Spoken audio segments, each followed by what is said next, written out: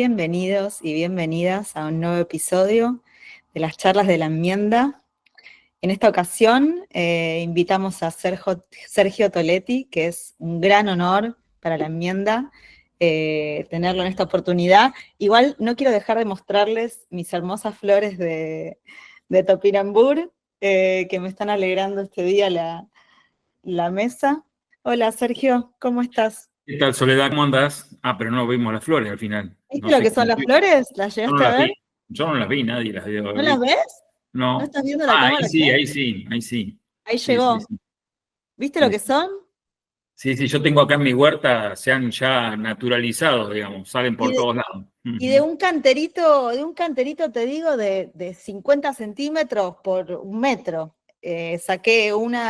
Coseché una cantidad de topinambur increíble y bueno, sí, después se queda en el suelo y vuelve a dar todos los años. Bueno, sabés que antes venía en la revista Chacra, que ya no sé si todavía viene, pero yo la leía de muy chico y venía antes que te vendían los bulbos para, bueno, para darle de comer a los cerdos.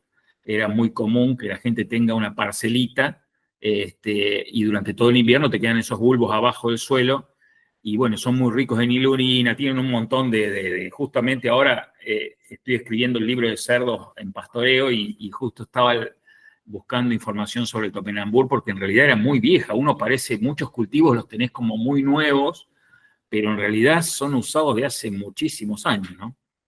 Sí, y eso, o sea, tiene justamente, es la riqueza de rescatar esa eficiencia, ¿no? Porque es una planta que tiene una producción de biomasa increíble, que te da un montón también de biomasa de cosecha, súper resistente, o sea, que no tiene necesidad de aplicarle nada, básicamente, y crece aparte en suelos en suelos que no son gran cosa, por decirlo de alguna manera. Y aparte nos queda todo el invierno ahí, si queda algún bulbito, ya sale de nuevo y te permite en el invierno hacer otro cultivo. O sea que tiene Sí, múltiples sí. beneficios. A mí ya me acuerdo que yo tenía hace muchísimos años, después se perdió, le compré un chico de la barría y bueno, ahí las tengo, ahora están, jamás las como porque no, he probado, difícil de pelar el bulbito, porque a veces si no, Yo lo está muy pelo, emocionado, el bulbo es muy chiquito, ¿eh? ¿No lo pelás? no los pelo. Bueno, así que pero sí, en Polonia hacen silaje con eso, unas biomasas tremendas aéreas y después te queda todo para los animales, para comer el bulbo, digamos, ¿no? O consumo Claro, humano. Ujú. claro, No, no, claro, claro. sí, Yo la les verdad que hice, sí. la receta que me encantó fue cortados con mandolina muy finitos y hechos chips fritos. Quedan Ajá, crocantes y mira deliciosos. vos, mira vos. Bueno, Sí. Yo después de tengo esta ahí el libro. introducción, Sergio, me gustaría que, bueno, que nos cuentes, que me cuentes un poco tu historia, de dónde venís, y bueno, tu historia, qué Yo estudiás. soy originario de Tandil, Buenos Aires. En realidad soy bien citadino, no, o sea, mi familia es de ciudad. Mi mamá, lo que sí, un poco lo tengo en el libro escrito, mi mamá era maestra rural, entonces me llevaba a un campo que estaba vecino, me tenían unas vecinas mientras mi mamá daba clase, y ahí me entró de chico, no sé, yo siempre le decía a mamá, le digo, si a mí me habían dicho de chico, porque yo de chico repetía que iba a ir a una escuela granja que hay en Tandil, una escuela agrotécnica, y después iba a ir al INTA. Eso no tuve duda jamás de los jamás. O sea, todo el que se planteó la vocación, jamás fue un problema mío. La vocación la sabía de chico y yo sí, o sea, lo que no sé quién me dijo o quién me incitó a eso, ¿no? Calculo que debe haber sido esa época y no tenía más de dos o tres años. Así que Hermoso. bueno, cuando terminé esa escuela agrotécnica, se iba solamente cuarto, quinto y sexto año. Así que bueno, cuando hice mis primeros 3 años de secundaria en una escuela normal, me pasé a esa escuela y bueno, y ahí fue, digamos, a mí esa escuela me encantó. Yo siempre digo, ahí aprendí un montón de diversidad de cosas que en la universidad se fueron perdiendo y en la vida profesional se perdieron del todo. Terminé haciendo soja, ¿no? En Córdoba, terminé en Córdoba porque me gustaba mucho la ganadería, pero me acuerdo que el tambo, que era lo que yo más me especializaba en lechería, valía muy poco la leche, entonces una empresa me dijo, mira, andate a Córdoba, que tenemos sembrado ahí, nos controla la siembra. Terminé haciendo 15.000 hectáreas de soja. Yo digo, yo que estudié en una escuela agrotécnica, que aprendíamos a hacer queso, hacíamos chorizo, criábamos cerdos, conejos, había una diversidad tremenda, terminé haciendo soja y maíz, digamos, ¿no? Maní también hice bastante. Pero, digamos, eso fue lo que me planteó un poquito por ahí por el 2010. Me acuerdo leyendo un marbete de un producto químico que se llamaba Galil. Estaba leyendo a ver qué era, porque yo digo, estaba en la camioneta, me acuerdo, en el medio del campo, y yo diciendo, ¿cómo voy a estudiar de un marbete? Ahí salió que yo siempre digo, este es un ingeniero de marbete. Porque en realidad muchas veces no tenemos tiempo, la vorágine en el día a día no te da tiempo a leer otra cosa, ¿no? Entonces, bueno, me leí un librito que se llamaba Cultivar sin veneno, que lo compré por Mercado Libre para decir, bueno, a ver, que en realidad no es una historia, no sé si es verídica o no, porque en realidad dicen que es los manuscritos de un jardinero que trabajaba mucho con humus, con lombricompuesto, digamos, ¿no? Y eso me llevó, que yo no leía nunca nada, a leer hasta a veces 3 libros a la vez, ¿no? Tener abierto uno en el capítulo 5, otro empezado y otro terminándolo y seguir leyendo y bueno, muchos trabajos científicos. Por mí me gustaría, o sea, yo siempre estoy en mi casa leyendo. Me buscan, estoy en mi casa adentro leyendo algo, por ahí remato un poco con la huerta, o bueno, a veces que salgo a dar charlas o asesorar algún campo, ¿no? Pero, digamos, eso fue el disparador, digamos, me había cansado, yo decía, si hacer agronomía es hacer solamente soja, esto, ¿no? Yo le erré a la carrera, digamos, ¿no? Después me di cuenta de que no, que lo que te lleva es el mercado, digamos, como le lleva al productor el mercado, que lo único que le exige es hacer soja y maíz, a todos nos pasó lo mismo, ¿no? De hecho, vos ves el paisaje acá en Córdoba, bueno, me acuerdo una vez vino mi madre de Buenos Aires a visitarme en invierno, era todo seco, porque acá el ambiente, digamos, son inviernos muy secos que las gramíneas anuales se mueren, termina todo muerto, ¿no? Son gramíneas carbono 4, un tipo de gramínea que se helan. Y mi mamá espantada, porque en Tandil siempre hay verde, que las gramíneas perennes son carbono 3. El paisaje acá para ella era horrible, ¿no? Pero bueno, eso fue lo que me ayudó un poco a hacer un cambio y a empezar a viajar. Un día me planteé, como yo no tengo familia, nada, desde no haber viajado nunca a ningún lado, porque no tenía costumbre casi ni de tomarme vacaciones, un día un amigo me incentivó a decir, comprate un pasaje, había un curso, yo decía, hay un curso de un tal Jairo Restrepo en Colombia, pero bueno, es muy lindo, pero yo no viajo nunca, me dice, ¿por qué no compré un pasaje? No, que no, bueno, y ahí viajé en el 2012 a verlo a Jairo, a Nacho y a Eugenio Gras, que hoy falleció, y bueno, y ahí empezó toda todo este recorrido, digamos, que me conectó mucho con la escuela agrotécnica, ¿no? Que yo había empezado por eso, porque me gustaba de todo un poquito. Así que bueno, eso un poquito fue mi historia, que ya cuando va pasando los años vas acumulando, y ya estamos en el 2024, ¿no? Ya son casi 14 años de esa cosa de ir buscando, porque en realidad lo que vos encontrás en otros países no es lo mismo que lo que hace acá en Argentina. Yo digo, sí, muy lindo, todo lo que se hace en horticultura, en fruticultura, en cultivos mayormente a veces perennes, pero yo en Argentina tenemos 35 millones de hectáreas de monocultivo, y cómo lo aplico acá, y bueno, empezar a buscar a otra gente, viajar, ver a otros productores. En realidad esto no se termina nunca, digo yo, ¿no? Siempre estamos aprendiendo. Sí, coincido y resuena mucho con lo que decís. A mí me pasó que que a mí me llegó la naturaleza a través de la estética, de la belleza, la belleza de la naturaleza. Y esto de ver paisajes muertos era muy chocante porque era poco estético, básicamente, era feo, era triste. Y bueno, y me pasó que al momento de querer estudiar, me pasaba esto con la ingeniería agronómica, era como que no quería terminar haciendo soja y maíz. Y hay muy pocas oportunidades para el que quiere ya directamente arrancar a estudiar un abordaje ecológico, en agroecología, directamente. Es casi como que si la academia te estuviera empujando a primero tener que estudiar cómo aplicar un montón de venenos y hacer monocultivos, en vez de justamente apuntar directamente a la complejidad de los agroecosistemas diversos, como decís vos, con animales y con varios tipos de animales y con hacer la comida, la propia comida de los animales y más camino a la sustentabilidad, ¿no? Así que... No sé, que a veces es una gran ventaja. Yo siempre digo, bueno, yo soy muy amigo de la gente del mate. De hecho, ayer fue el cumpleaños de Federico, uno de los dueños, y bueno, pero estoy muy apegado a Bruno. Les mandamos un feliz cumpleaños. Aprovechamos. Y con Bruno sabemos ir a dar cursos gratis, qué sé yo.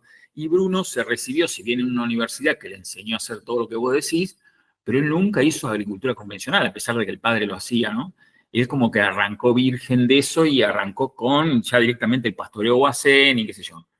Y yo digo, el gran problema que yo tuve que desaprender un montón de cosas, porque todavía hoy tengo el prejuicio de buscarle la parte técnica, por eso a mí, bueno, ahora reintenté otra vez retomar con la agricultura biodinámica, me cuesta horrores, pero bueno, sigo estudiándola, me cuesta horrores porque tengo la cabeza en una manera de pensar, hice cursos de homeopatía para cultivo, con Ratko Tichaski en México, me encanta, pero me siento digamos, hablando mal y pronto, me siento un pavo haciéndolo, digo, me hice los preparados, lo sé hacer, tengo las tinturas guardadas, pero cuando lo voy a aplicar no me lo creo. Yo digo, esto no puede funcionar porque la concentración de esta molécula es demasiado baja y en la naturaleza esto no se da, entonces lo aplico y siempre la otra vez me acuerdo que apliqué una cosa para helada, no celó la planta, y me decía una amiga que le gusta todo eso, viste que anduvo, le digo, sí, pero no heló porque capaz que hoy, este año heló más tarde, siempre buscándole como que por qué no, o sea, si funcionó era porque en realidad no fue el producto, sino que fue por el ambiente. Siempre tengo esa cosa que me quedó de la formación anterior, que no digo que sea mala, ojo, yo, digamos, uno a veces no se da cuenta de lo que estudió. Yo ahora que me fui otra vez volví a los libros de química inorgánica y empecé de vuelta a de las bases. En realidad tuvimos una buena base, no le dimos la importancia, o la universidad no te hacía ver la importancia que tenía la química. Ahora yo soy fanático con la fotosíntesis, los electrones y todo eso, y yo digo, mirá las cosas que aprendimos en la universidad, y claro, fue como un requisito que lo teníamos que aprobar, pero lo importante era acordarse una lista impresionante de productos químicos, con qué se aplica, en qué momento, cuál era la dosis.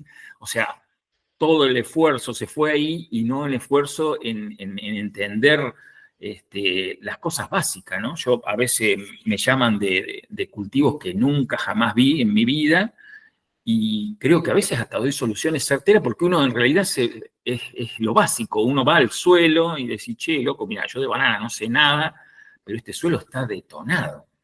De hecho, ahora justamente, antes de que hablemos con vos, estaba haciendo unos informes y yo digo, che, qué rendimiento fantástico que tienen, y qué sé yo, y me pongo a ver los análisis, que me costó un montón que me manden, y veo, digo, pero esto no tiene nada de materia orgánica, este suelo, claro, es un sustrato que sostiene a la planta y le van poniendo, y digo, y eso lo ves en pimiento, lo ves en banano, lo ves en caña de azúcar, lo ves en maíz, en soja. O sea, no hemos acostumbrado a una agricultura que es muy cierta, digamos, en las cosas que hace, porque en realidad, como vos no tenés casi ninguna interacción del ambiente, porque tenés un suelo estéril, todo lo que le pongas responde de la manera que vos lo vas a planear. Si vos le vas a echar X cantidad de fertilizante, te responde de esa manera porque el suelo no interactúa casi con lo que vos le estás. Cuando vos querés complejizar todo eso, las soluciones también a veces son un poco más complejas, y eso es lo que a veces veo, que estamos tan acostumbrados a la recetita que salir de esa receta cuesta horrores, porque no podemos hacer, yo siempre digo, con esta agricultura que yo practiqué durante muchos años, los pulés de siembra, vos podías hacer en un Excel, proyectar lo que ibas a hacer de acá a 10 años, todo lo que ibas a usar de insumo y de productos de acá a 10 años, porque era matemático, tenés que usar el insecticida para la siembra, esto, el otro, acá, allá, y vos podés hacer un Excel y podés proyectar de acá a 10 años cuánto te va a rendir, más o menos por los promedios históricos, más los insumos que vas a usar, y ya tengo por 10 años, ya sé cómo voy no digo que sea tan fácil, digamos, pero en la agroecología vos terminaste un cultivo, no sabes para dónde vas a salir, si vas a hacer esto, o sea, la flexibilidad que tenés que tener es otra.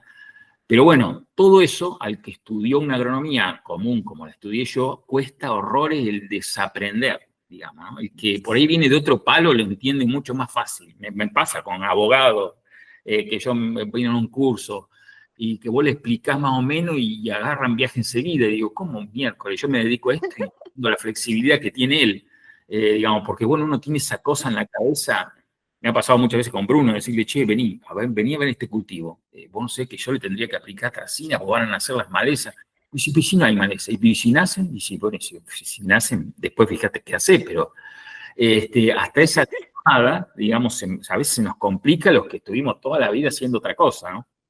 Totalmente, sí, yo creo que lo que estás comentando es totalmente cierto y tiene que ver, creo, con el abordaje desde la vida, ¿no? Porque parece que nos olvidáramos que las plantas están vivas y nos olvidáramos que las plantas, digamos, son seres vivos que tienen interrelaciones con sus plantas vecinas, que tienen interrelaciones con los microbios del suelo, que tienen interrelaciones en el sistema, con los animales, con los polinizadores, con los insectos. Y entonces hay tantas variables en esas interacciones entre el sistema vivo que se nos hace imposible controlarlos como seres humanos, o más difícil o más complejo controlarlo. No podemos tener de acá a 10 años pensado cómo va a ser las interacciones biológicas entre los organismos del sistema, y eso, bueno, complejiza, pero en vez de tomar una postura muchas veces capaz un poco más humilde y dejar a la naturaleza hacer su trabajo, la queremos controlar y ahí es cuando nos mandamos más cagadas, ¿no? Mira, perdón, recién, antes que me olvide, estaba escribiendo un Sí, informe para una empresa. sí. La propuesta era, bueno, mirá, si hacemos esto, de entre 5 y 6 años, vamos a lograr tener un suelo más. Y yo digo, cuando escribía nomás, que lo veía escrito, yo digo, ¿qué esto? No me van a... O sea, acostumbrado a la agricultura de hoy día, que va a aplicar un fertirriego y a la semana ya el pimiento se puso hermoso, o cualquier cultivo, hacer pensar a un productor que piensa en 6 meses de cultivo, en un cultivo anual, decirle de acá a 6 años, es una cosa, pero es como decir, digamos, es una locura. Bueno, yo siempre doy el ejemplo, en el mate, que es un establecimiento ganadero, que arrancamos con X porcentaje de materia orgánica, digo, llegar a la materia orgánica original que dio, si es que podemos llegar, digamos, hasta ahora vamos 10 años y nos faltan capaz que unos 15 años más, siendo muy optimistas, para lograr la materia orgánica que tenía el ambiente en su forma prístina. Digamos, si se quiere, en realidad toda agricultura causa un impacto y no vamos a llegar nunca a lo que es la naturaleza. Pero digamos, bueno, si queremos arrimar el bochín, a Federico, le digo, yo siempre le digo, vos a los 71 años le vas a entregar la llave a tu hijo con el campo, digamos, como tendría que haber sido recibido por vos. Es toda una vida productiva. Y Digamos, pero, tú mm, eres a 6 meses, ¿cuánto te rindió? ¿Y qué le aplicaste? Y sí, porque bueno, para nosotros que venimos de otra agricultura es muy difícil cambiar el chip, por eso entiendo mucho a la gente, ¿no? y por eso no, justamente, por esto que estás diciendo, ¿no crees que ahí está el kit de la cuestión de la motivación a hacer una agricultura diferente? Porque, digamos, en el mundo de crisis en el que estamos hoy en día, y de esta cosa de la inmediatez, pareciera que no hubiera futuro por momentos, ¿no? Pareciera como que, como por momentos realmente, no sé si les pasa, pero con ciertas noticias, con ciertas cuestiones, es como que decís, bueno, esto va a explotar en algún momento, o en algún momento va a llegar el momento en donde el recurso se va a acabar, se va a agotar, y pende de un hilo nuestra supervivencia como humanidad. Entonces, justamente esto que justamente lo estás planteando, ¿no? Bueno, le voy a poder dejar la llave de un suelo fértil a mi hijo para que pueda seguir alimentándose él y su familia. Bueno, sabés que a veces ese abordaje, a mí me pasa mucho con una empresa que voy, que yo soy fascinado a mí me gustan mucho los cultivos de cobertura multiespecie, yo siempre reniego con que, che, pero le pusiste 5 especies, vamos a ponerle 16, pero no consigo semillas, Sergio. Y bueno, y siempre es desconforme con la cantidad. Y yo voy y veo esa cobertura y digo, uy, mirá qué bueno, y el suelo, cómo está. Y a veces uno se centra en eso porque uno le gusta y tiene su pasión, pero el empresario está contento porque dice, che, mirá, hoy no puse los nylon, gasté $1000 nuevos. O sea, yo creo que el abordaje a ese tipo de agricultura va a llegar por distintos lados. Va a llegar como vos, por la parte estética que nombrabas un poquito, por mí, que ese amor por todo lo que es la diversidad, desde cuando estudié en esa escuela granja de mucha diversidad, y al empresario le va a tocar porque, che, gasté menos. Y te puedo asegurar que el impacto, o sea, ellos, con ese impacto que tuvieron a hacer ese cambio, digamos, no digo, yo siempre digo, no es que se te van a terminar los problemas, van a venir problemas totalmente nuevos. Pero vos ya sabés que los problemas que tenías antes eran muy difíciles de solucionar. Estos son nuevos y por ahí tenés la chance de que no van a durar mucho, pero yo digo, hasta ellos fueron más audaces después de que descubrimos ciertas cosas que habían pasado, en decir, pasamos de media hectárea a pasar a 45. En una agricultura extensiva y tan cara es muchísimo, porque el riesgo que asumieron, digamos, yo no lo hubiese asumido sabiendo que esto funciona o porque uno lee, digamos, pero el impacto económico que causó esa práctica hizo que pasar de un poquito de hectárea o menos de una hectárea a pasar a 50 hectáreas intensiva. Yo digo, mirá vos, y con un pensamiento totalmente distinto. Yo miraba el poro, miraba las raíces, si había bichitos así a simple vista o olía el suelo. El tipo, no, mirá, gasté $1.000, vamos a hacer toda la superficie. Y después sí que se van como, digamos, no sé si la palabra decía enamorando, pero se empiezan a ver otro ambiente, ¿no? Antes ver plantas, cuando antes estaba todo limpio, decían ellos, por ejemplo, no sé, en la agricultura extensiva, ver los alambres limpios.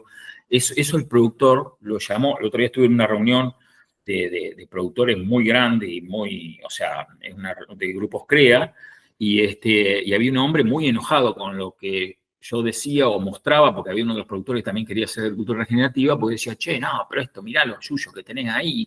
Y yo, dice, desde que empecé con esta agricultura, que la agricultura industrial, tengo dinero y tengo buenos rendimientos. Y yo entiendo la lógica de él. Digo, yo sé que usted está haciendo lo mejor que aprendió a hacer y lo hace bien y con responsabilidad. Ahora, hay otra manera de trabajar la tierra y esta persona, claro, la persona que estaba mostrando sus resultados, el trigo le rendía la mitad que los otros, pero claro, cuando íbamos al margen bruto, le rendía mucho más al que cosechaba menos, ¿no? En ese momento. Pero ellos estaban como negados, ¿no? Que no se puede rendir menos.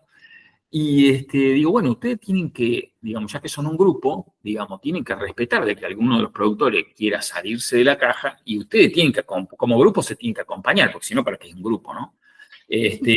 Nadie le critica su manera de trabajar y usted póngale un ojo a ver qué es lo que está haciendo él y ayúdelo, porque cuando se empezó con la siembra directa también todos decían que no se podía y después se pudo. Bueno, después nos pasamos de rosca con otras cosas, pero digamos, siempre el que quiere hacer algo distinto es muy cuestionado, ¿no?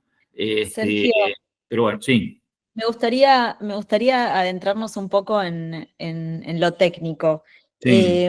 Mm, Vos mencionaste este tema de la metodología de estudio, de los análisis, de los informes, de la dificultad de, por ejemplo, hacer fósforo total.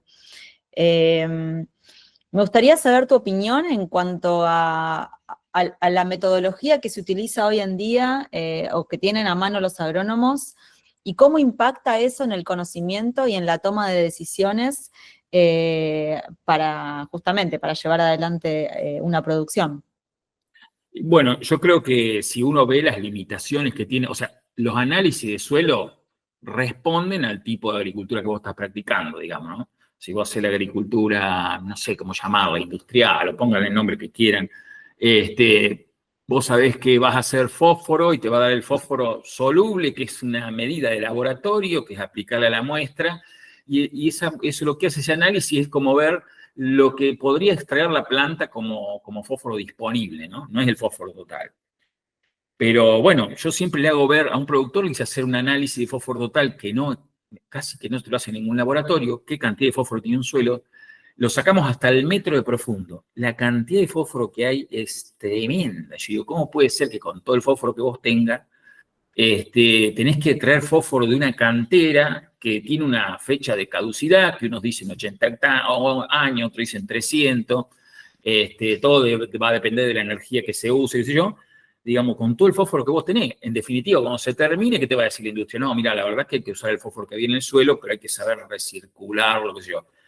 Entonces hay una gran limitación con los análisis de suelo partiendo de que vos no podés tener un laboratorio que te diga la cantidad de minerales totales en una muestra, es muy raro, yo lo único que lo vi es en México, pero si vos partís de que la cantidad de minerales en el suelo es tremendamente grande, sí, yo creo que en el balance siempre, si vos haces la agricultura que seguimos haciendo, yo siempre digo, ¿para qué querés tener 40, ponle que hagamos el 100% de agricultura regenerativa en soja y maíz, terminamos llevando el maíz y la soja sin ciclar a otro país, ¿no? Estamos haciendo una minería, digamos, yo creo que hay que recircular un poco más los minerales en los suelos, pero sí, digamos, los análisis que hoy tenemos convencionales son muy limitados porque están preparados para este tipo de agricultura. Yo ese balance de nitrógeno, me acuerdo, hace poco me invitaron a la Universidad de Río Cuarto a hacer un curso de posgrado. Y bueno, yo iba a ver qué voy a aprender. Primero me acuerdo, me fui con un cuaderno nuevo, típico yo viejo, con un cuaderno nuevo, una lapicera, me compré todo, sacaron todos notebook ahí, el profesor les pasaba los fragmentos y yo quedé obsoleto de entrada. Pero digo, bueno, me compré el otro día una computadora, porque la que siempre tengo computadoras que están rotas, pues yo las uso para... Bueno, y cuando terminé el curso digo, pero me están enseñando el balance de nitrógeno de cuando yo estudié, tiene 30 años esto de que si el nitrógeno, que si se mineraliza el 2%, que si le agregamos lo que falta y que sin el prejuicio de decir, bueno, le aplico toda una cantidad de nitrógeno muy soluble en una sola vez en el ciclo, digamos, no, es como que no avanzó nada. Yo del cuaderno tuve que pasar a la computadora, pero el curso es de hace 30 y pico años atrás. Entonces, todo esto, digamos, de los análisis, por ejemplo, bueno, los que haces vos, que aprendiste con Eileen Ingham, pero después que yo, el que quiere hacer cromatografía, yo siempre digo una cosa, ¿no? Hemos perdido algo que es la capacidad de observar. Yo muchas veces hice cromatografía, ¿no? Las aprendí con Jairo en el 2012, las perfeccioné, después dije, pero che, si voy a un campo y saco la muestra y ya veo que el suelo estaba lindo y la cromatografía después me dio linda, tendría que tener un poco más de respeto por lo que yo vi antes, digamos. Me pasaron otra vez con un productor, me dice, che, mira los análisis de mi vaca, me dio, o sea, había sacado una vaca, un análisis de sangre, le habían dado horrible, pero la vaca estaba gorda y el ternero pesaba 230 kilos al destete. Yo le digo, che, pero no hay una chance de que el análisis está mal hecho. Digamos, nunca desconfiamos del análisis en sí, desconfiamos primero de nuestra percepción. Yo no digo que no haya que tener el análisis, porque vos cuando vas a hacer algo y querés corroborar si adelantaste o no, tendrías que tener, bueno, yo me acuerdo que el croma era de esta manera y hoy llegué a tener, yo lo tengo en el mate, el croma de cuando arrancamos y cuando está ahora. Está espectacular. Pero, digamos, yo ya también veo el suelo que está más negro, que tiene más poros. Estoy seguro que si el suelo tiene más poros y tiene más raíces, va a tener una microbiología más equilibrada cuando vos hagas el análisis. Y yo, capaz que vos me haces un análisis, una vez me habías hecho uno allá para Washington, un suelo que era de vocación forestal o a lo sumo ganadero y estaban haciendo agricultura, te di el análisis a vos, no había nada de microorganismos, estaba lleno de fitopatógenos, de nematodos, esos que atacan a las Sí, plantas. nematodos fitopatógenos, me acuerdo Claro, que... bueno, entonces yo cuando le hice la propuesta al tipo, digamos, bueno, compost ahí, ni sabían lo que era, yo digo, bueno, esto tienen que pasarlo a ganadería, hacer una pastura bien polifítica, y me acuerdo que el encargado que me encargó hacer los análisis o que me llevó al campo a ver la problemática, no, pero si le digo al administrador me mata, porque dice, ese lote el año que viene pagan $1.400 para hacer maní, y vos me decís que yo lo pase a ganadería. Y le digo, pero es que nunca vas a recuperar todos esos microorganismos que faltan ahí, no los vas a recuperar haciendo maní el año que viene. Digo, tenés que darle diversidad, digamos, para que vos hagas un ambiente que los microorganismos se vuelvan a instalar ahí, que esos nematodos sean combatidos por sus predadores, pero es muy difícil hacer esas propuestas para el que está, digamos, enchufado en la agricultura que se viene haciendo en todos lados, ¿no? Es como que Exacto. a veces quedás como que, mirá el loco la propuesta que me hizo tan desubicada. Es que al otro año se alquiló para maní, se cobró Claro. $1.500 por hectárea de alquiler, digamos, ¿no? Entonces, ya te digo, yo digo, muchos me dicen, pero ¿hasta cuándo va a durar esto? Y mirá, digo, de hecho, desde que existe, si existe la hidroponía, digo, el suelo, vos lo podés tener como sostén de la planta durante un montón de tiempo, a base de insumo y de meterle, ¿no? Y digo, de hecho, casi que estamos haciendo eso hoy en el suelo. Pero ya te digo, Me, mucho, sí. Nada, me gustaría volver porque decís cosas tan interesantes y me las voy anotando porque me gustaría volver un poquito sobre lo que comentabas. Un poco sobre el tema del fósforo, que es un tema tan candente Ah, para la sí, agronomía sí, sí, sí. argentina. Como, bueno, el abordaje de la enmienda, lo comento por si los que nos están escuchando no lo saben, tiene que ver con el suelo vivo, entiendo que también el de 10.000 años, en donde estás vos, Sergio, dando tus cursos, es el mismo, que tiene que ver con la biología, con los microbios, tiene que ver con la disponibilización de ese fósforo y que año tras año aplicando una y otra vez fósforo químico, ese fósforo se termina acumulando porque es poco móvil, de una forma en donde se hace como un reservorio de fósforo, pero que es inaccesible en un suelo muerto, y devolverle la vida a ese suelo, eso es otra vía mucho más eficiente para llegar a eso en vez de seguir poniendo más fósforo químico que lo único que hace es inhibir a esa vida, ¿no? A través de los hongos y las bacterias solubilizadoras de fósforo. Claro. Eh, decime, No, no, por querías eso cuando yo comentar. escribí el libro, me acuerdo que yo todo el mundo me decía, ¿por qué no escribí un libro? Y yo, no, pues yo tengo falta de ortografía, a pesar de leer un montón, sigo teniendo errores ortográficos. Y no sabía cómo empezarlo, y me dice uno, dice, empecé a escribir por lo que a vos te gusta, y era el fósforo. Yo leí mucho sobre fósforo, de hecho ahora Mira, leí un libro nuevo que no es tan nuevo, pero yo no lo tenía, porque no lo conseguí en castellano, que es de dos españoles, Botero de apellido, Valero de apellido, que hablan en general sobre todos los minerales del mundo y de las reservas, ¿no? En la corteza terrestre, el promedio de fósforo en la corteza terrestre es de 700 partes por millón, digamos. Vos cuando haces un análisis y te da por debajo de 16 partes por millón de fósforo soluble, tendrías que estar aplicando fósforo químico, digamos, ¿no? En la agricultura convencional. Y vos tenés en promedio en la corteza terrestre del mundo, cuando vos lo llevás a cantidad, o sea, el fósforo está en el suelo, no está en las canteras. claro, La cantera es una parte mínima de lo que hay, digamos, ¿no? Sí, porque en realidad si la vamos a agotar dentro de, ponele, 400 años, que son las estimaciones más largas, 400 años en 10.000 años de agricultura es un pestaneo. ¿Entendés? Entonces yo digo, bueno, hoy estamos en esa lógica, está fantástico, digamos, pero, digamos, cuando Liebig encuentra, digamos, cómo solubilizar el fósforo con un ácido, en realidad no fue él, fue otro anterior, digamos, es lo que hacen todos los días las bacterias, o lo que hacen las raíces, o lo que hacen las micorrizas, o lo que hacen las bacterias que están asociadas a las micorrizas y las micorrizas a las plantas, en realidad lo que hacen, generan un ambiente ácido, porque vos entregás un protón y sacás un catión y liberás el fósforo de estar ocluido ahí, ¿no? Hay un montón de estrategias para solubilizar fósforo de la microbiología. Mientras los microbios del suelo producen 20 y pico ácidos que solubilizan el fósforo, la industria usa ácido sulfúrico. Digo, el ácido sulfúrico necesita 1.000 grados de temperatura, levantar unas rocas de sulfuro de hierro para poder generar un vapor que después se condensa, hacer ácido sulfúrico. O sea, es una cantidad de energía, digamos, que en realidad en una hectárea la cantidad de energía que viene solar sirve para solubilizar el fósforo. y Más, crees entonces, perdóname, crees entonces, podrías estar de acuerdo con que la forma más eficiente de solubilizar el fósforo de los suelos es a través de la vida del suelo, a través de los microbios? yo creo que sí, la duda que yo tengo es la siguiente, que si nosotros primero no podemos mantener esa vida casi con dos monocultivos, soja y maíz, necesitamos mucho más biodiversidad para mantener esa vida. Después es que si nosotros vamos porque siempre te corren con el rendimiento, entonces yo no sé si la tasa de mineralización del fósforo, digamos, si se podría llamar así, podría abastecer un rendimiento que te hablan de bananos en 45.000 kilos por hectárea, en caña de no sé cuántas toneladas por hectárea, porque en realidad a veces, digamos, y no hablo de balance, ¿no? Porque el balance siempre te corre con el balance es negativo. Si vos sacás y no ponés, el balance es negativo. Por más que Sí, todo, sí. porque lo ideal en la naturaleza, todo lo que nace y el león que se come la cebra, todo queda ahí, digamos, nada se saca.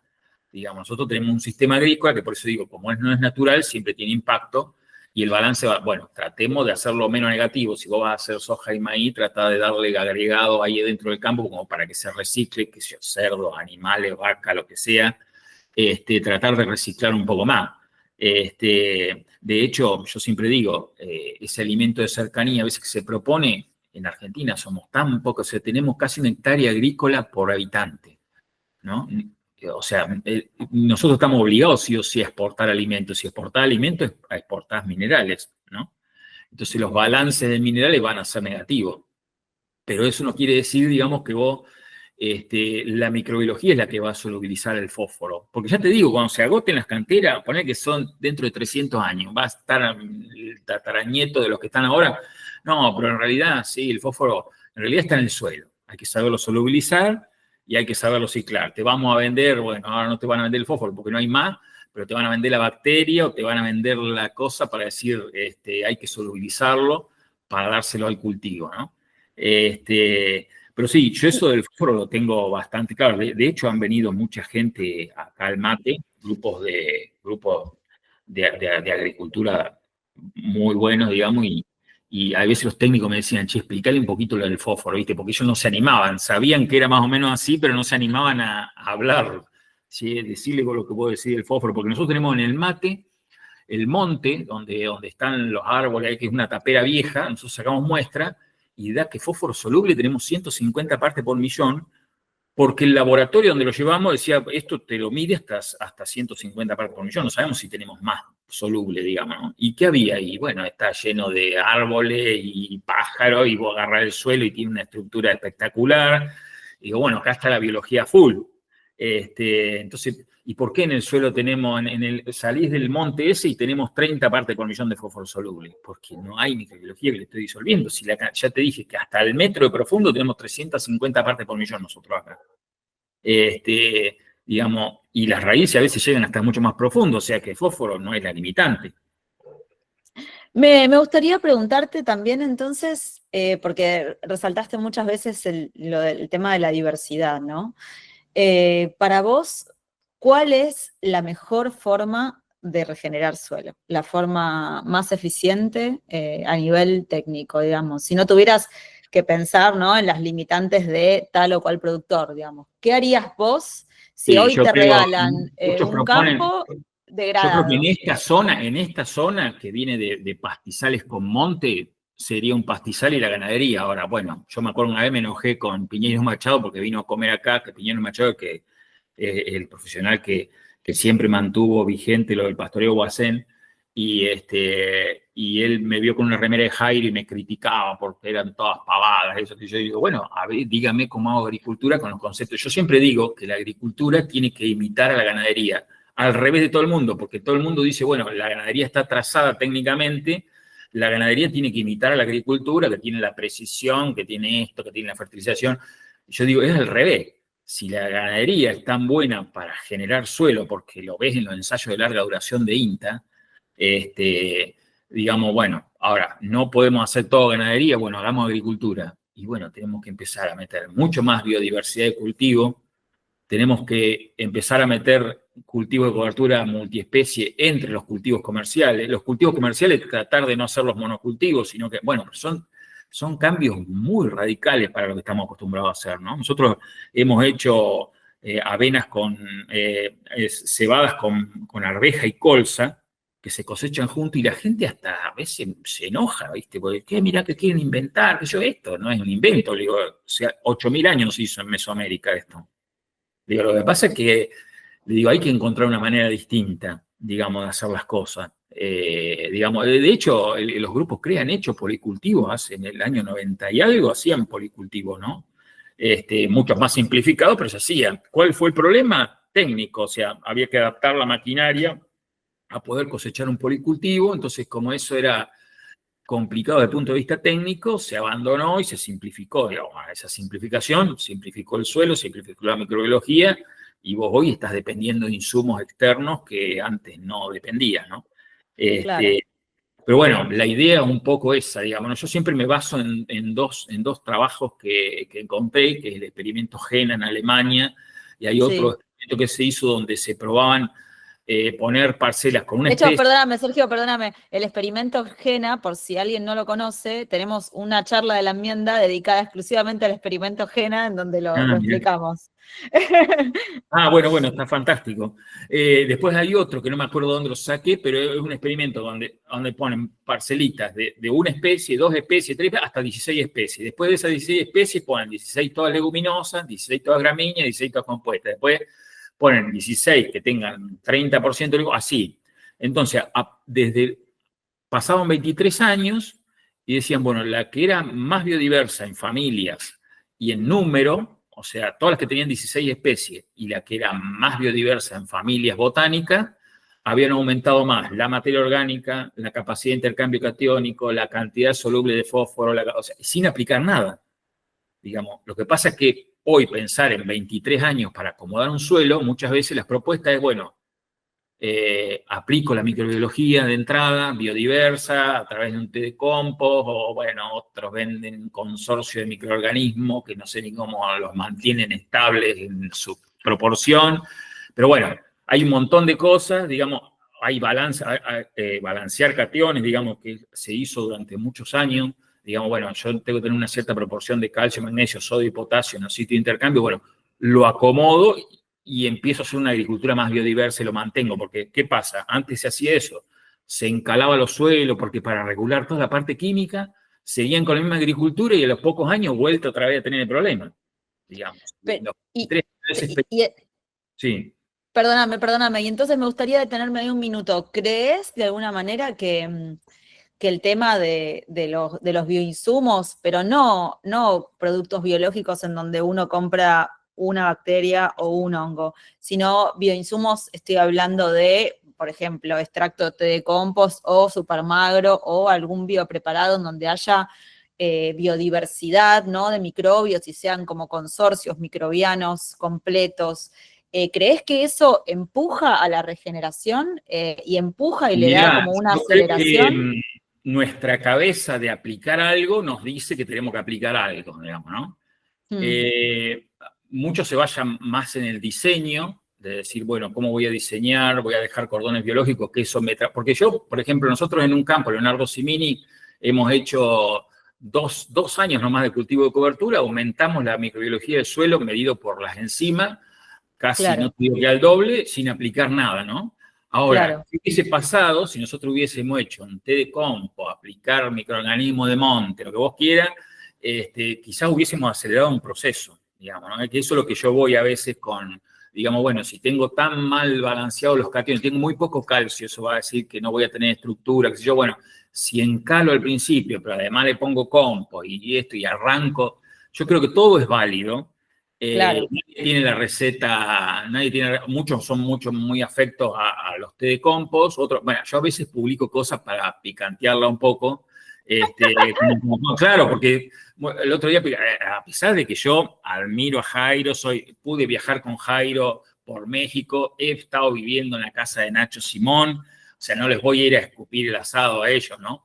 Pero el otro día encontré un trabajo, los microorganismos que están en el monte tienen otras estrategias distintas a los microorganismos que están en el cultivo. Entonces vos trasladar ese microorganismo de un lado para el otro, si no tenés el ambiente, o sea, yo siempre en el libro lo puse, digamos, si yo llevo 20 parejas, hombre y mujer, a Marte, y los dejo ahí, porque creyendo que solamente dejando las 20 parejas voy a llegar dentro de tantos años y va a estar poblado Marte, si no tenés el ambiente, es como yo digo, si el suelo no tiene el ambiente, por algo desapareció la microbiología.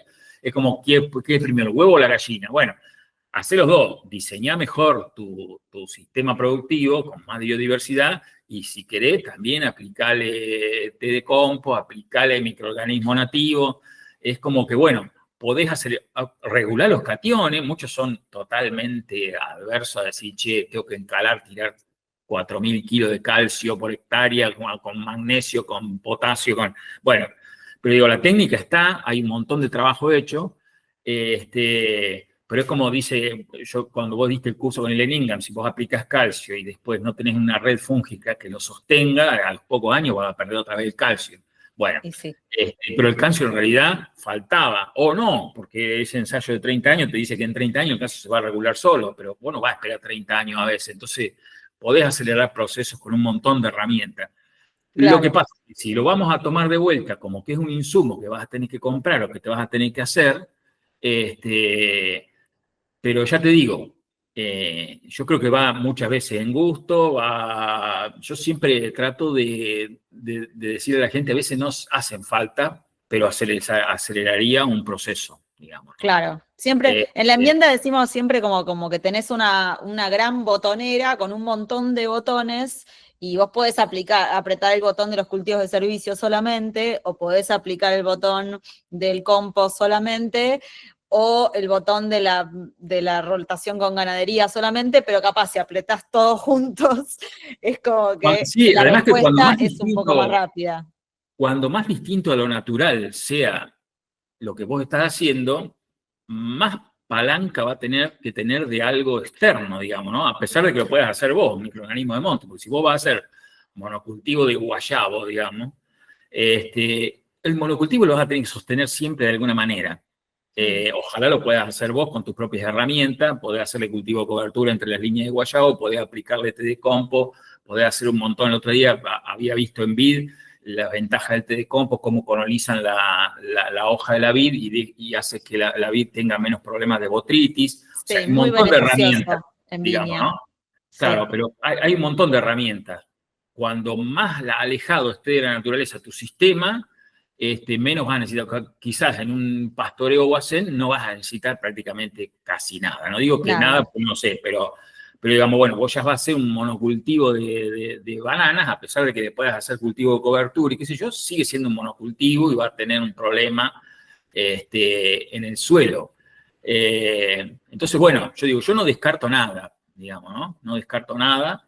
Me gusta, sí, que un sistema que vos puedas hacer tus mismas soluciones, Claro. que no tengas que salir a comprarla, pero hay gente que ni siquiera se quiere poner a hacerlo y lo respeto totalmente. El contexto de cada una de las personas, muy lindo hacer el compost, pero yo no me voy a poner a mezclar que hoja con este material, más vale le digo a Soledad que me mande y yo lo disuelvo y lo aplico y es totalmente respetable. Yo digo, Sí, tenemos claro. que empezar a aprender a respetar los contextos de cada una de las personas. Yo el otro día cuando fui a esa reunión, yo te digo que era un grupo CREA de productores de una zona núcleo que están acostumbrados a rendimientos enormes, jamás yo le voy a decir a una persona que está haciendo las cosas mal. De hecho, fui a una empresa muy grande la otra vez y uno de los dueños me miraba con una cara de quererme matar, porque si ¿qué quiere? Y yo le decía al que me llevó, le digo, mira, yo no le voy a decir que hace las cosas mal cuando hizo un imperio de toda esta empresa. Le digo, sí, le puedo empezar a proponer hacer cosas, y él mismo empezó a notar lo que hacíamos, que era lo que hacía. Muchas veces me dicen, che, pero esto es lo que hacía mi abuelo, y sí, sí, digo, acá no hay ningún invento. Mucha gente venía al mate y dice, che, pero esto lo hacía mi abuelo, esto de rotar la... Y sí, digo, pero alguien después nos convenció que haciendo un silo y metiendo los animales amontonados y darle esto y darle el otro, qué sé yo, a veces mucho volver, pero ahora no volvés como antes, sino que volvés con más conocimiento, entonces haces las cosas de una manera distinta, de otro punto de vista. Por eso muchas veces yo dejé de agricultura y biodinámica, la dejé siempre, digo, esto va a ser mi posgrado, lo dejé mucho para lo último, porque es muy difícil de entender. Si bien los conceptos básicos son bastante parecidos, pero toda esa relación de lo que es extraterrestre, digamos, Terrestre. del coso de los planetas, que uno lo entiende con la luna porque hasta mucho usa de poder con cierta luna, qué sé yo, que hasta hay explicaciones de trabajo científico, ¿no? Pero ya el efecto de otros planetas ya me supera, digamos, lo he empezado a leer varias veces y no, hoy justamente a la mañana lo hablábamos con un amigo que empecé a leer el libro de Steiner, y yo digo, lo que pasa es que los que fueron a esas charlas que dio Steiner, fueron poquitas charlas que dio, ya venían de la antroposofía, que era lo que ellos Claro. practicaban. Entonces, ya hablaban de la luna no sé qué y del Júpiter y ya era como un idioma que uno no lo tiene. Entonces, como que uno se metió en una reunión de algo que no manejaba. O sea, yo me hago de cuenta que estoy en esa reunión, digo, voy a leer lo que él dijo, pero claro, ellos ya venían con ese mambo de otro Pero lado. lo que estás comentando justamente es esto de la integración, ¿no? Y de un contexto holístico, de algo que no es lineal y apuntado directamente a algo, sino que tiene que ver con la integración. Y en este punto es que me gustaría preguntarte, porque pareciera que llevar adelante una producción agroecológica o llevar adelante una producción regenerativa es más laborioso, ¿no? Si bien puede ser que hasta que el margen, hablaste del margen, que el margen de mejor, pero siempre va a ser más laborioso, pero el valor agregado, si no te parece que tiene que ver con el valor nutricional del producto final y de la salud del ambiente, ¿no? De la persona que está consumiendo ese alimento, del animal que está consumiendo ese alimento, de la calidad del aire y del agua de ese sistema. Si el valor agregado no es ese finalmente. Bueno, yo ahora a mí me llamó la comunidad de Colonia Carolla, acá en Córdoba, es muy conocida por sus salames caroyenses, y entonces me llamó el otro día de la municipalidad, y tienen un grupo que se llama Tiere y otro grupo, no me acuerdo cómo se llama también. Primero, se están perdiendo un montón de cosas que se hacían, son una colonia de fruilianos de Italia, muy productiva, donde se hacía vides, se hacía de todo, frutales, cerdos, bueno, salames, ¿no? Y cómo eso se fue empezando a perder. Y bueno, y había con unos fabricantes de salame, me dice, Sergio, no puedo encontrar tocino para hacer los salames, para hacer los dados de tocino. Entonces, bueno, los cerdos como están criados hoy día, bueno, como yo estoy escribiendo el libro, empecé a investigar sobre ese tema, bueno, que la grasa, los omega 3 con los omega 6 no tiene nada que ver uno criado encerrado con otro criado en libertad, que los antioxidantes que come del pasto, que naturalmente el jabalí comía tanto hierbas como lombrices, o sea, si vos a un cerdo le bajás el nivel de proteína en la ración y está en libertad, va a empezar a usar mucho más para buscar lombrices, que son las proteínas naturales que ellos comían en la naturaleza. Entonces, yo digo, pum, mirá, me empezó a saltar un montón de cosas que vos decís, claro, si el cerdo es vago como el ser humano, si vos le das la ración, se va a comer ración y pasto va a comer poco, entonces tenés que empezar a restringir la ración para que empiece a comer pasto, para que el pasto le imprima esa característica de antioxidantes, o sea, el salame guardado que comió un cerdo, comió pasto, tiene más antioxidantes, entonces la grasa no se enrancia. O sea, hay un montón de cosas que cuando empezás a mover, digamos, empezás a afectar un montón de cosas que, digamos, que son las características que tenían los alimentos antes, ¿no? Que por eso decían que eran más sanos. Claro, si a vos el doctor te manda que tenés que comer tanto porcentaje de verdura por los antioxidantes y por todo, bueno, el cerdo le pasa exactamente igual y todos los productos que consumimos le pasa exactamente igual. Digamos, si es muy sintético, le va a faltar un montón de fitonutrientes, beta-caroteno, qué sé yo, antocianina, no sé, si me ocurren un montón de cosas que uno leyó, digamos que eso hoy los alimentos no lo tienen, digamos. Esa idea de alimento, yo el otro día lo comenté en una reunión, cuando hubo ¿cómo se llama? Cuando nos aislamos por el tema del COVID, me acuerdo que muchos amigos míos que viven en campos se fueron con la familia al campo porque los chicos no podían ir a la escuela, qué sé yo, todo por Zoom. Ya que estoy, me voy al campo, así no me contagio de nada. Y tenían que venir todos los lunes o los martes al supermercado a comprar la comida. Entonces yo digo, ¿y cómo? ¿Y ustedes no eran los que producían alimentos? Y no le da de comer ni a tus 5, o sea, son 2 hijos y la mujer y vos, son 4. No pueden comer de 400 hectáreas porque no producen nada de ese alimento, digamos. Bueno, ahí salió que compré unas gallinas para producir huevos. O sea, producir alimentos es mucho más de lo que se dice produzco alimento, porque yo trato en mi casa de producir, tengo huerta, a pesar de que no me gustan mucho las verduras, y lo difícil que es, digamos, a pesar de que uno está en el tema y conoce, y qué sé yo hago la huerta y la mitad de los cultivos a veces no los cosecho, por X cosa, porque no le fue el tiempo, porque hizo mucho calor, que mucho sol, que acá, que allá. Digamos, producir alimentos es toda una temática que se dice muy fácil, produzco alimentos, pero cuando vos te querés poner a producir alimentos que se los darías a tu familia, no es tan fácil hacerlo, digamos, ¿no? Eso de producción, siempre digo, producir alimentos, sí, hoy se produce el doble de calorías que lo que necesita, si la humanidad necesita 2.300 calorías, hoy se producen 5.000 calorías para las 8.000 millones de personas que hay en el mundo, ¿no? Pero son calorías vacías, digamos, no Es el tienen doble, minerales, bueno, desde el punto de vista vitaminas. de energía tendríamos que estar todos comidos. Bueno, no pasa así. Digamos, el libro de Hambre de Caparrós es muy extenso y lo toca desde todo punto de vista, digamos, desde el punto de vista nutricional, desde el punto de vista de la cantidad, desde el punto de vista de la economía, de por qué no todos tienen acceso a esas 5.000 calorías. Pasa por un montón de lados, digamos. Entonces decir, bueno, produzco alimento, nosotros producimos alimento, alimentamos el mundo, hay que ver qué es lo que estamos diciendo con eso, ¿no? Es mucho más complejo que el simple eslogan de que alimentamos al mundo, ¿no? Porque yo soy solo en mi casa, yo digo, con los metros cuadrados que yo tengo en mi casa, alimento a 4 personas, que haber hecho todo el cálculo, con pollo, gallina, pescado, que podría tener un estanque, y la huerta y los frutales que tengo, que son 1.300 metros cuadrados, yo podría alimentar a 4 personas. Y a veces no, o sea, yo compro cosas afuera porque en mi casa no las produzco, digamos, ¿no?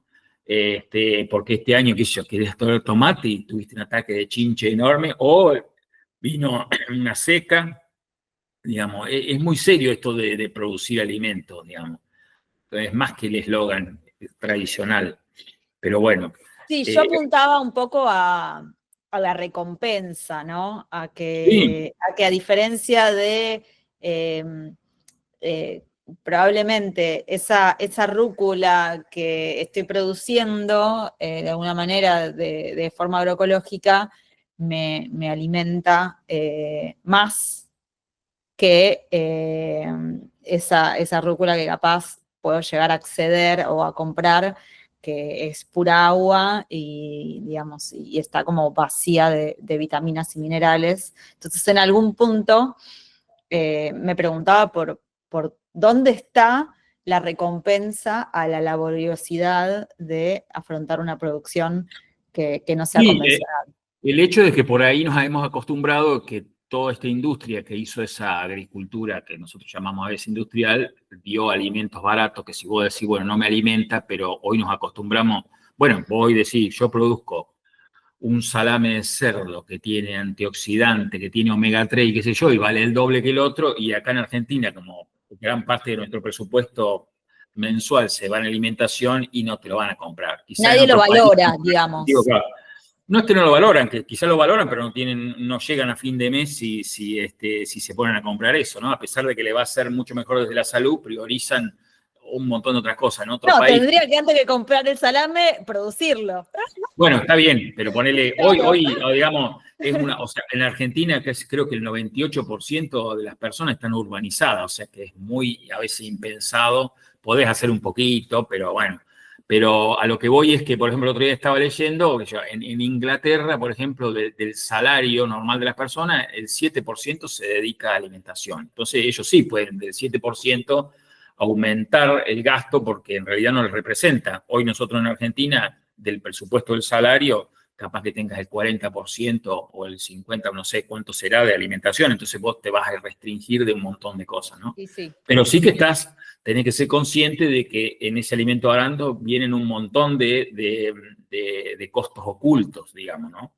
Que nadie está pagando. Entonces, qué sé yo, es difícil, a veces necesita mucha seriedad. Desde el punto de vista nutricional, yo sigo a un técnico de Estados Unidos que me hace agarrar muchos berrinches porque él es muy incisivo, o sea, él te muestra muchos trabajos de que eso de que la densidad nutricional de los alimentos en orgánico es mayor. Te los muestra. Y yo le digo, la verdad que le agradezco estas cosas que publica porque me hace leer un montón más para poder, y no son trabajos científicos, las revistas Sí, que sí, uno lee, ¿no? está comprobado.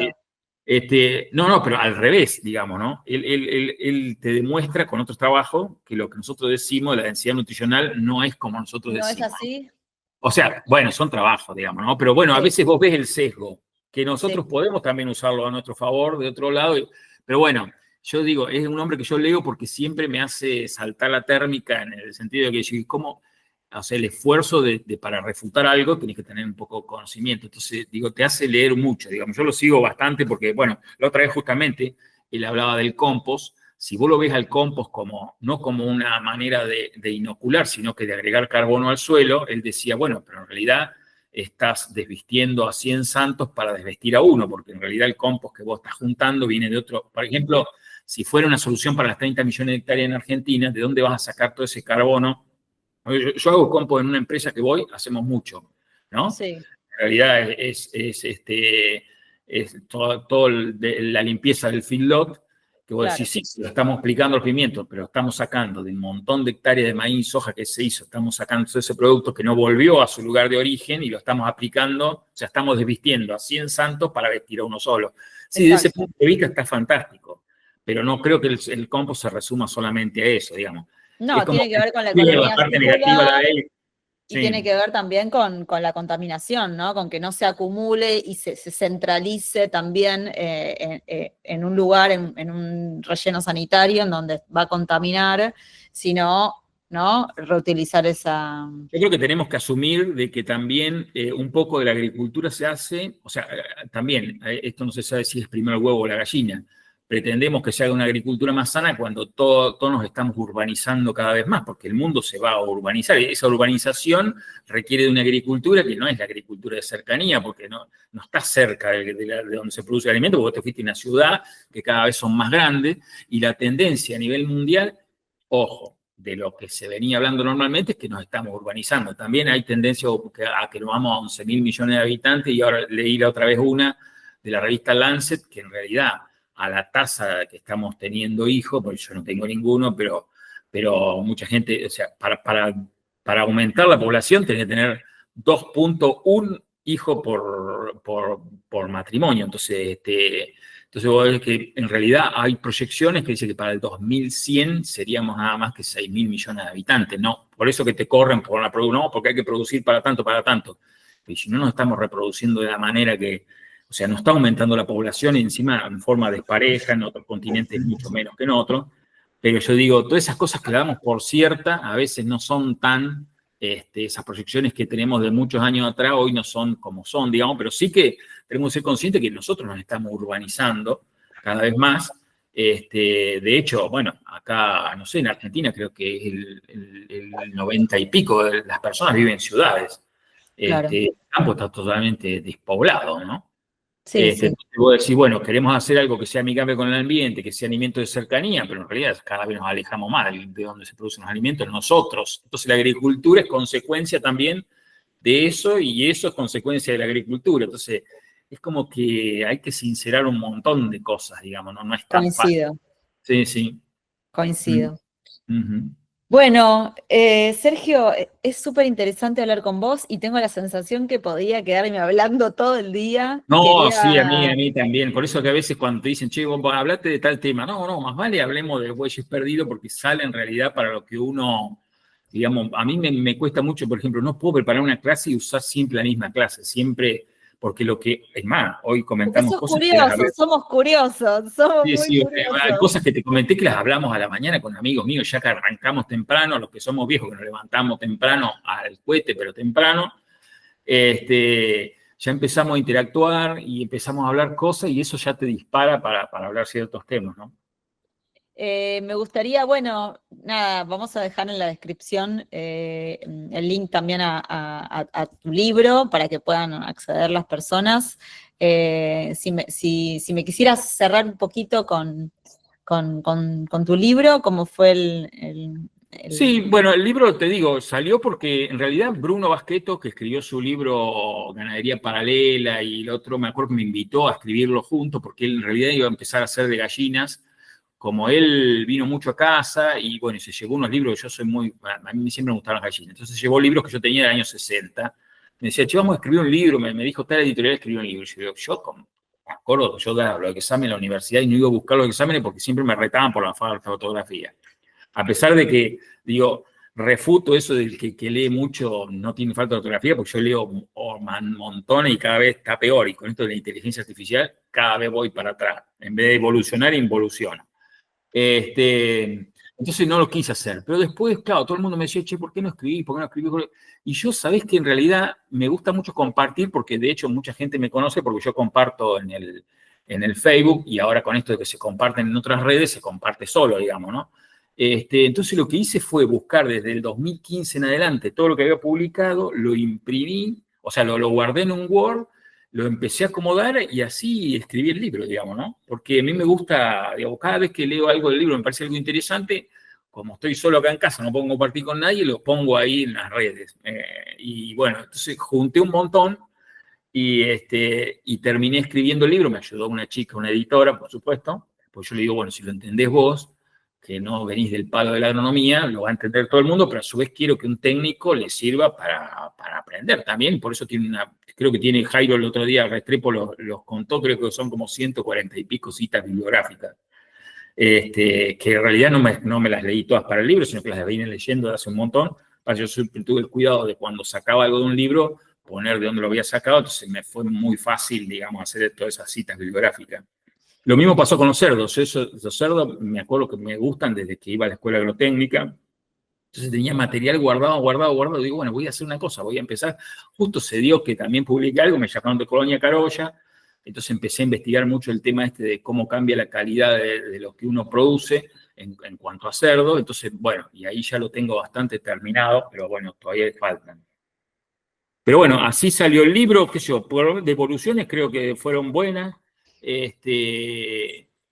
Salvo una que me dio, pero mal, no sé por qué, un tipo que me conoce, pero no sé, fue algo, cuando lo leí no podía creer, se lo hice leer a Bruno, que siempre viene a casa, le digo, mirá, y sí, bueno, a veces también.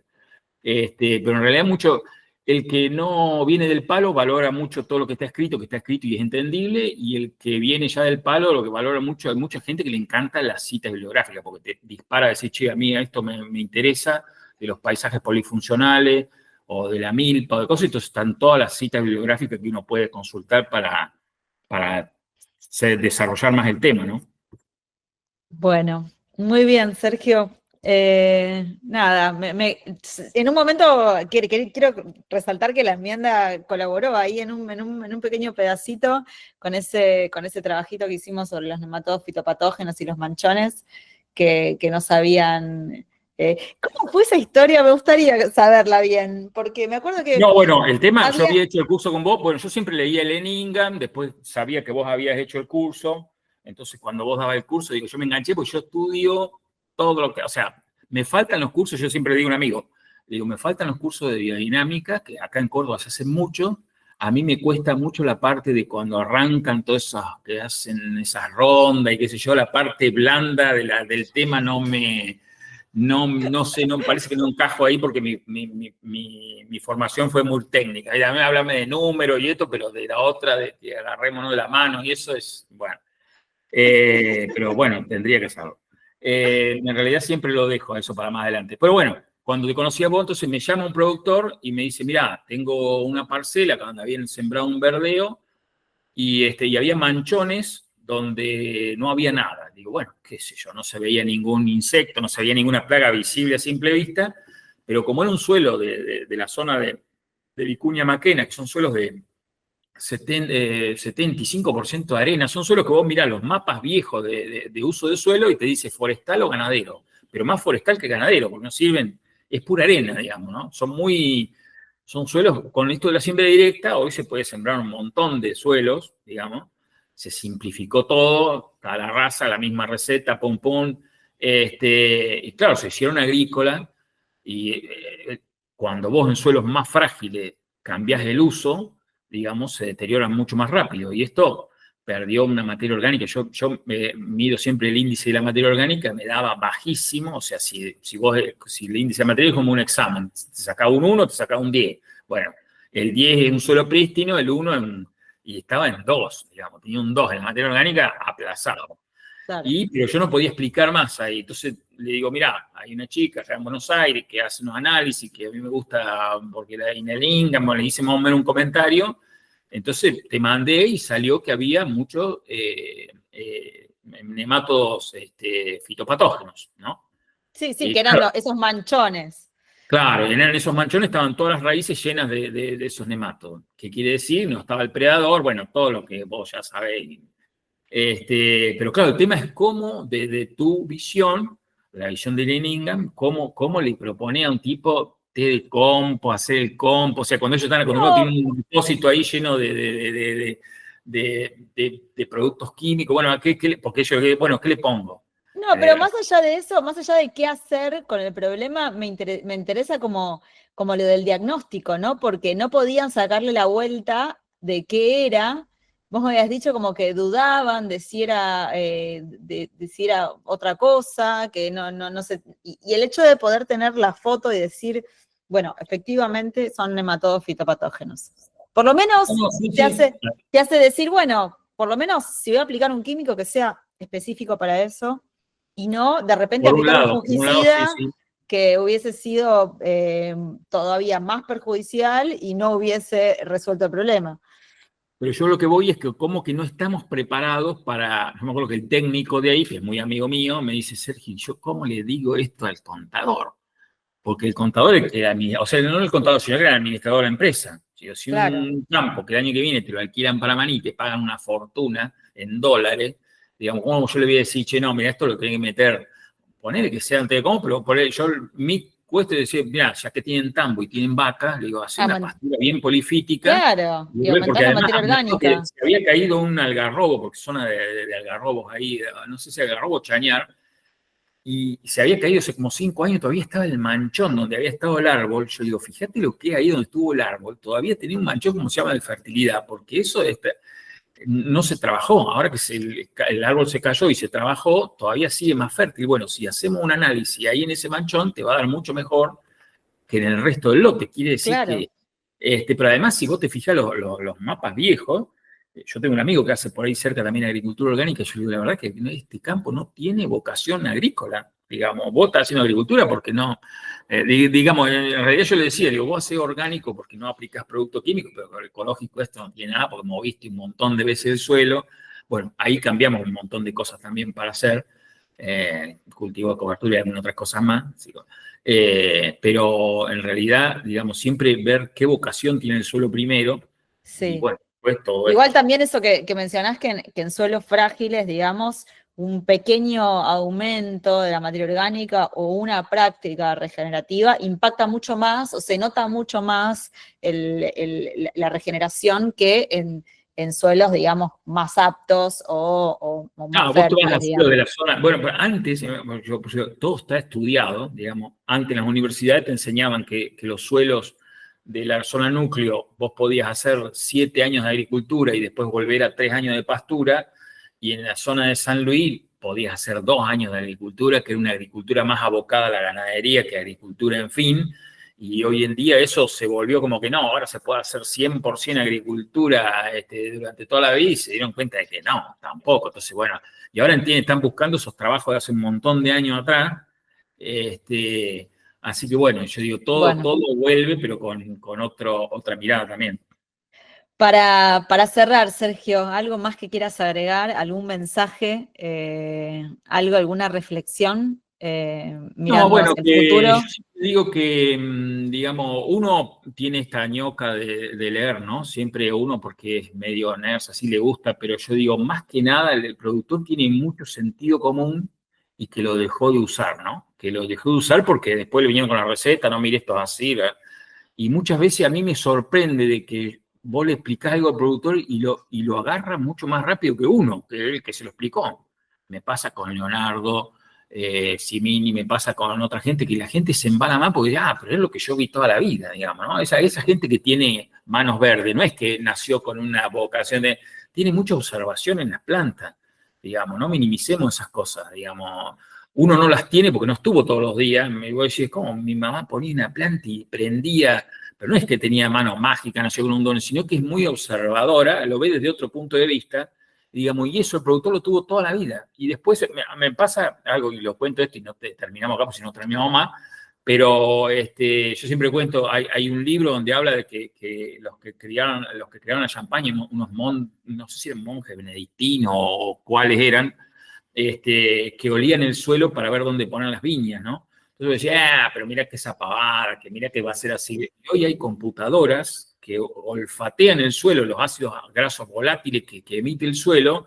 Entonces vos podés determinar cómo está el suelo. Entonces, claro, vos le creas una computadora, porque la computadora te lo pone en una pantalla, pero no le crea al viejo que lo olía hace 60 años, y olían exactamente. Narices electrónicas se llaman. Bueno, hoy, hoy, Sí. hoy para las plantas también, ¿no? Yo ahora estaba investigando hace poco porque quería comparar con la homeopatía la concentración de ciertas sustancias volátiles, ésteres que producen las hojas, y ya también está el aparato que te olfatea las plantas. Entonces, en el futuro van a saber, che, mira, está alargando ésteres, quiere decir que tiene un problema de tal cosa o tal estrés, digamos.